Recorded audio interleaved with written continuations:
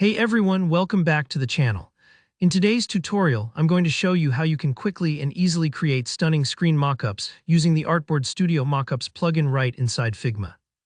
Whether you want to present your UI designs in a more professional way, or just want to see how your app or website would look on a real device, by the end of this video, you'll be able to create polished mockups in just a few clicks. So let's dive right in and I'll walk you through the process step by step. First off, you'll need a sample design that you want to put into your mockup. This could be anything, a mobile app screen, a website, or even just a simple graphic. Make sure your design is ready and looking the way you want, since we're going to be placing it right into a device frame to make it look real. If you already have your design prepared, fantastic. If not, feel free to pause the video and get your artboard or frame arranged just the way you want it. Once you have your sample design, look towards the bottom center area of your Figma workspace. You'll see an icon labeled Actions. Click on that, and in the search bar that appears, start typing Artboard Mockup. If you haven't used this plugin before, Figma's plugin directory is super handy for finding exactly what you need, and Artboard Studio Mockups is what will let us generate those slick, realistic device renders.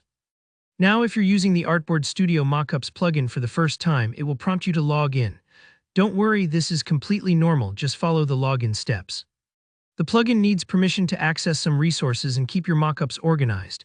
If you've already logged in before like me, you'll jump straight to the available options. All right, here, where the fun really begins. In the plugin, you'll see a selection of mockups to choose from. There are both free and paid options, but for now, let's keep things simple and select a free mockup. These might include a laptop, phone, or tablet, depending on what's available. Just click on the one that fits the vibe you're going for. Sometimes scrolling through the free mockups can spark ideas for even how you want to present your design.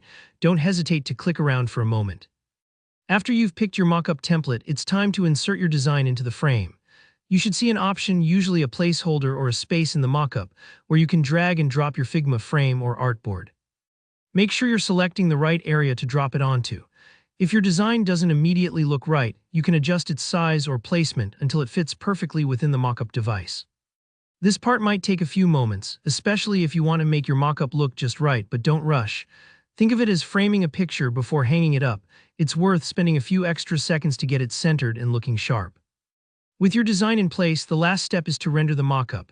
Look for the render button. Sometimes it says generate or create mockup, depending on which version of the plugin you're using.